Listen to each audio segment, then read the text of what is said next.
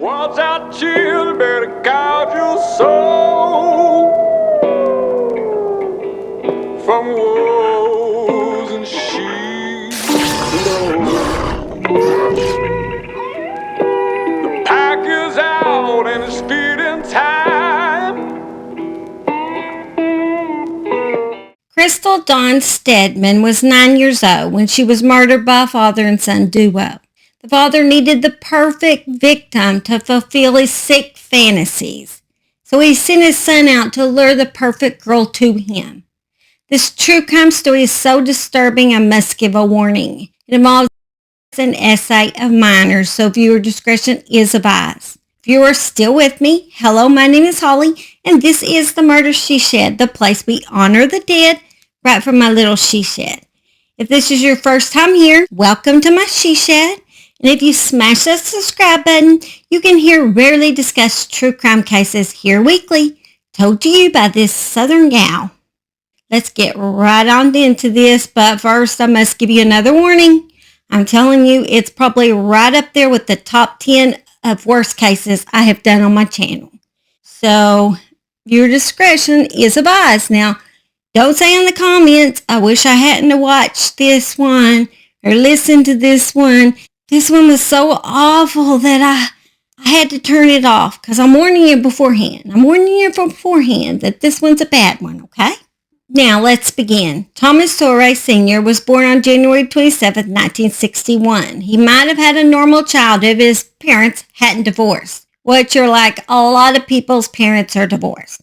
How does that make him any worse off than anybody else?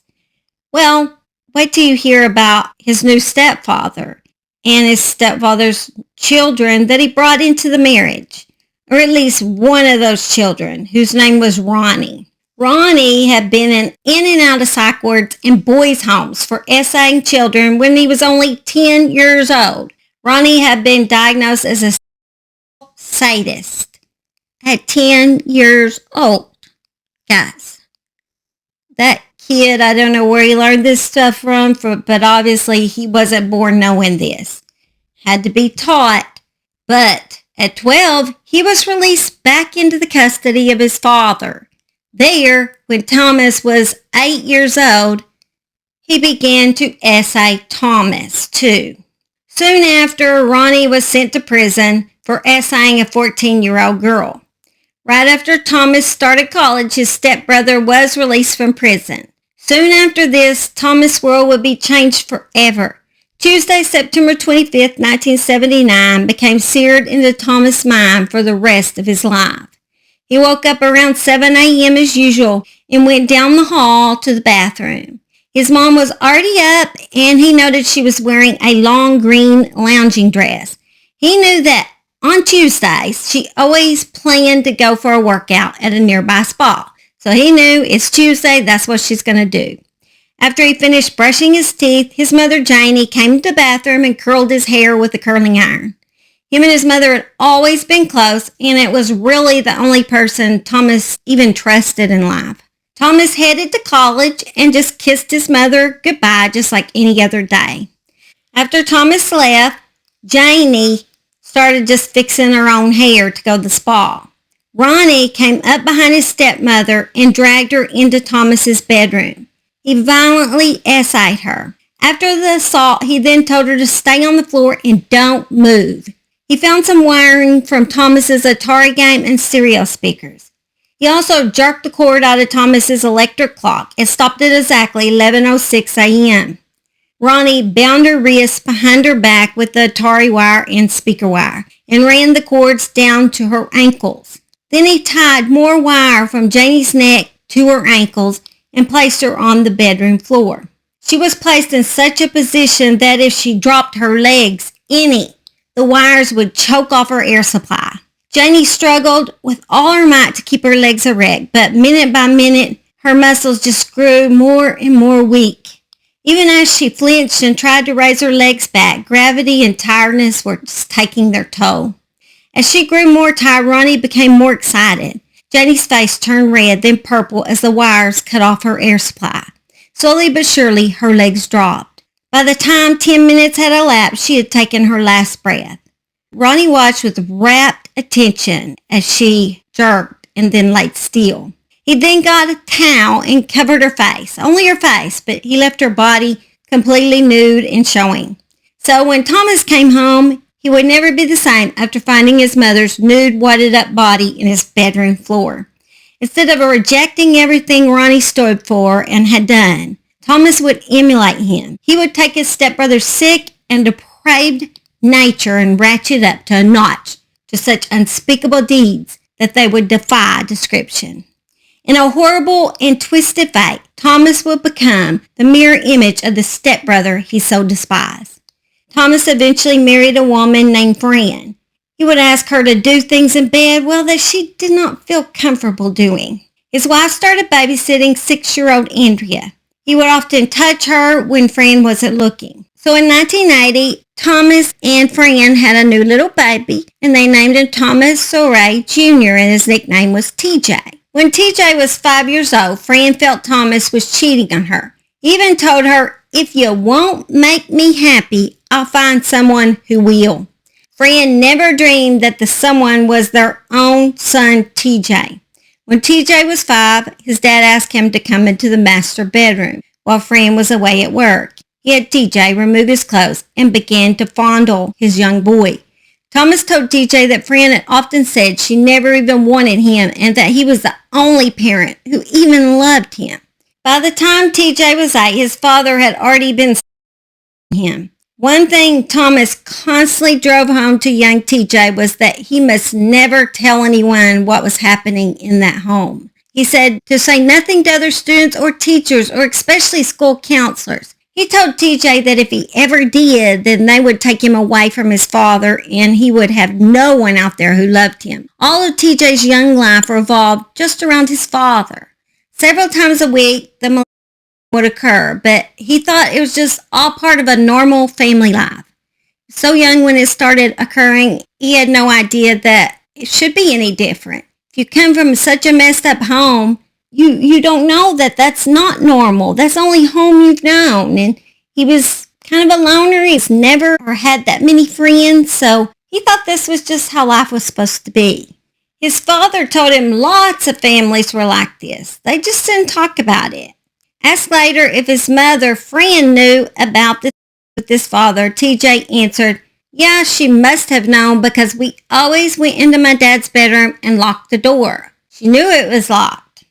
After TJ reached puberty, Thomas was no longer attracted to TJ. When TJ was 15, he met a 14-year-old girl named Carla, and he quickly fell for her. Due to all the mind control his father had over him, he began sharing Carla with his father. A couple of times they even had a threesome. I know.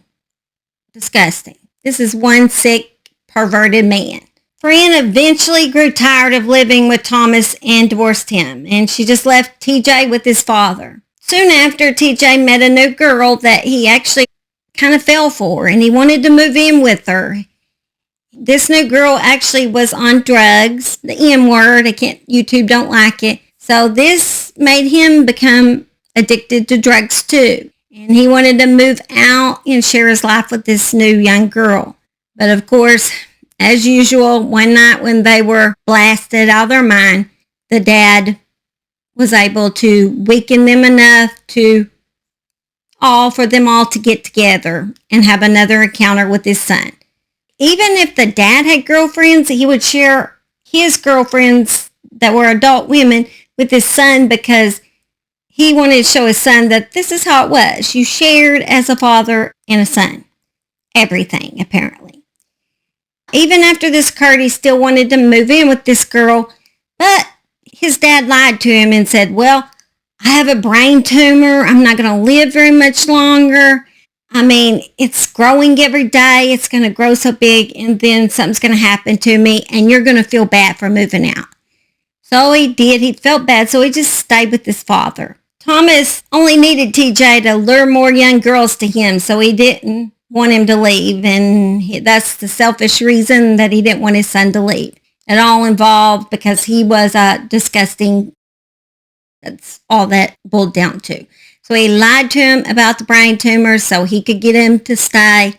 so he could get him to continue to bring young girls to his apartment that he could do things with. So soon after, TJ became a part-time worker at the local Boys and Girls Club, where he had access to young girls and he was able to gain their trust. They decorated their apartment with dolls, toys, and games designed to attract little girls. Thomas's computer files had become an absolute catalog of his wild fantasies and desires. He had a text file that listed young girls' names and their ages and what he had done to each of them. Another text file related how he wanted to essay and brutally kill young women, especially blondes. He loved blondes.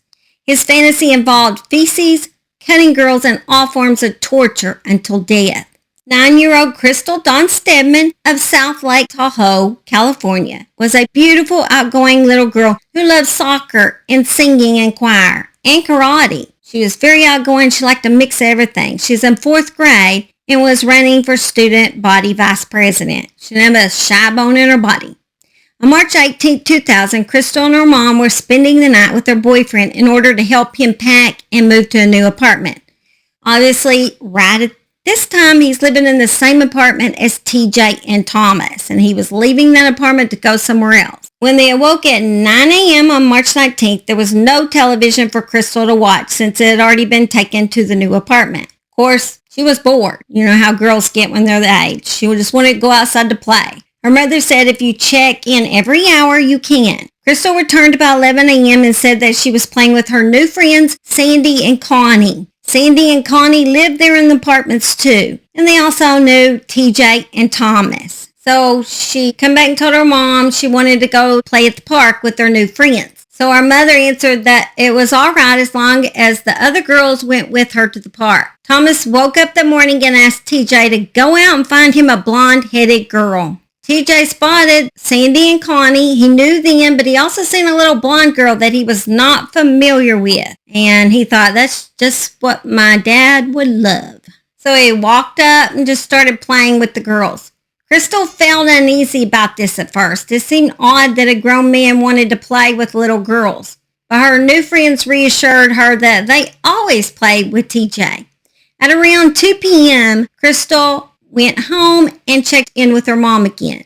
Her mom said, okay, you can go back out with your friends a little while longer, but come back in a little bit over an hour because we're going to have dinner.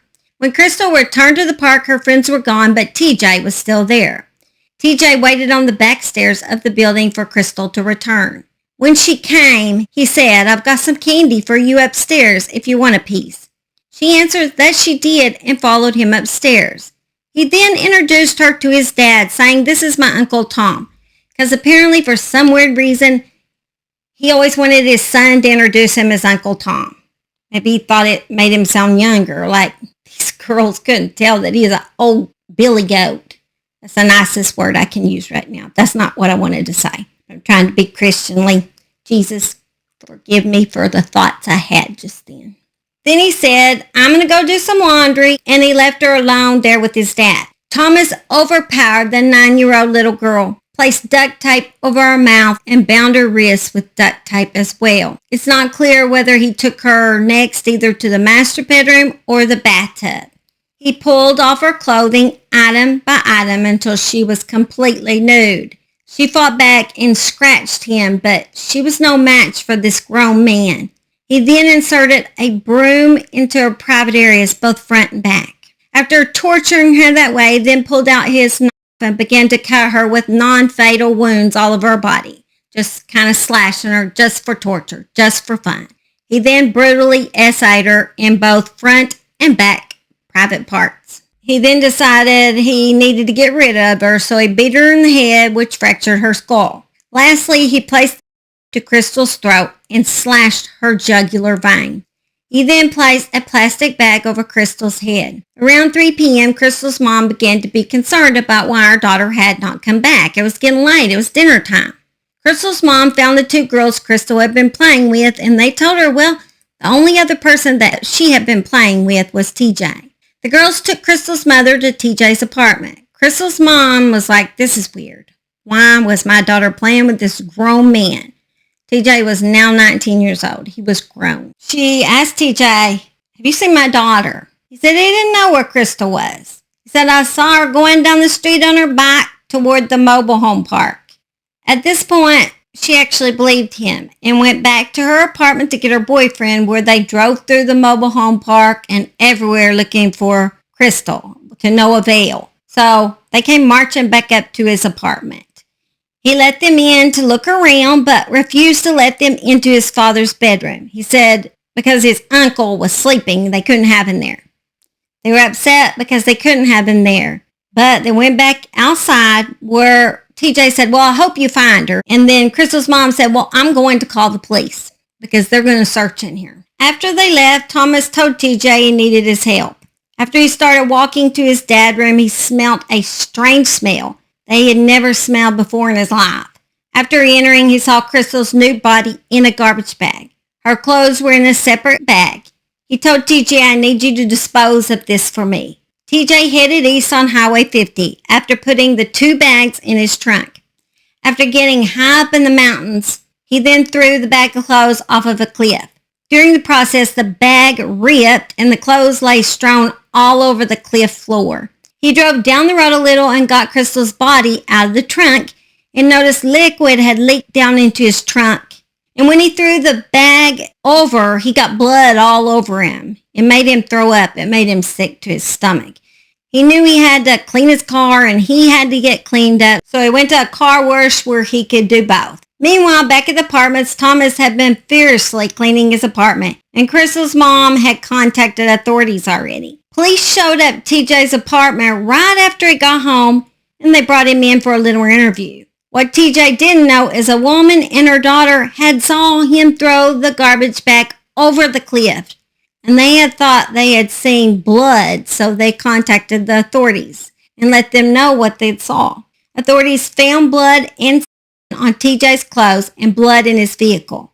First, authorities found Krystal's scattered clothes below the cliff, and soon after, they found her nude little body. The wound to her neck had been so severe that her body appeared to have been spray painted with blood. It was a sight that made the most hardened law enforcement agents just feel like crying. The same day, TJ was arrested. They got a search warrant for his apartment. The first thing authorities noticed was all the dolls, toys, and games in an apartment where just 2 men lived. There was also an overwhelming smell of bleach that filled the air. Some of the most damning evidence arrived via Thomas's computer. The files went on page after page of how he wanted to essay and torture blonde women and little girls. Krystal's autopsy showed that she had been essayed by something made out of wood material. They noticed she had been cut all over with a serrated.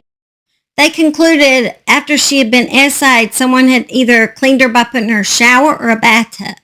A little girl named Donna, whose father lived in the same apartment as these 2 men, came forward to say that she was also being essayed. She said that TJ made friends with her, led her up to her Uncle Thomas's apartment, and there Uncle Thomas essayed her. She described every piece of furniture in that place, the dolls, the games, everything.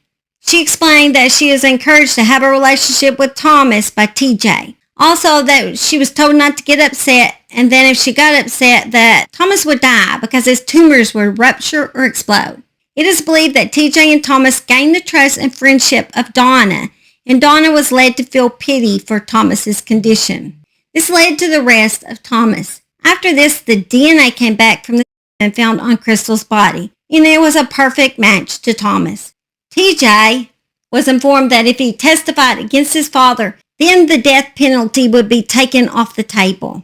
Basically, his father didn't have a hold over him no longer, so he agreed to testify against him. Another weird fact is that TJ was found on Krystal's panties, but he would never admit to being in the bedroom when she was murdered or essayed or anything. He simply said that while she was being essayed, that he went in the bathroom and did his own thing. If you believe that, I'll sell you some land in China. During Thomas's trial, he unalived himself in his jail cell by overdosing on antidepressants. And then TJ was sentenced to life without parole. Krystal's little body was laid to rest at Happy Homestead Cemetery in South Lake Tahoe. Rest in peace, sweet Krystal. Unfortunately, monsters reside everywhere, and so we must be extra careful with our children in a world full of monsters.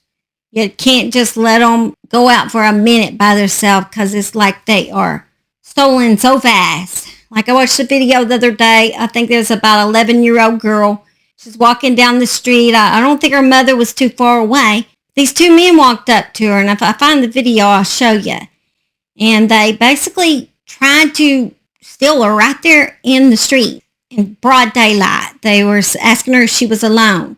And a woman didn't know her, but she stepped up. She heard what was going on, and she put her foot down. It's just a complete stranger that was aware, that was looking at her surroundings and knew that this was not right. This is why we got to speak up for reasons like this, for these things that happen to these little kids. Just sad that we have to do this, but we live in a world that's that evil, and so we have to be aware of what's going on around us at all times. Anyway, guys, I love y'all, and also I'm going to include a picture of the new sidewalk I built for my she shed. I actually liked the wooden one better, but it kept rotting, and I'd have to place the wood, and it was so hard to cut the wood pieces every time, so I just went with concrete this time. I don't think it looks bad because I put little jewels into the sidewalk. Anyway, I'll leave you with those pictures and also leave you with me and Simon bloopers. I had to completely record this over because the sound sounded awful when I went back and listened to it. So on my bloopers, my sound may suck. And I'm sorry about that. Life of my life. It usually never works out the first time for me. I'm usually the 10th time's going to get it kind of girl. Just the way it goes. The way it goes here in the Murder She Shed. Don't forget to hit that subscribe. Don't forget to hit that subscribe. I love y'all. Have a great, blessed weekend. Told to you about this southern gal and her little doggy Simon. Yes, Simon. There he is. He's a beautiful boy. I'm trying not to be mean, but I want to call him a sick. You know, I try very hard not to cuss. I try to be Christianly. I try to be a good girl, but sometimes when it comes to these cases, I want to call him something very bad. Maybe I thought it'd make him seem younger. I don't know. Nasty old fart. Say goodbye to everybody at the Murder She Shed. Say you love them and you hope they have a blessed weekend. Boy, I love these ears. They're just so cute. You can't do it. He's so cute.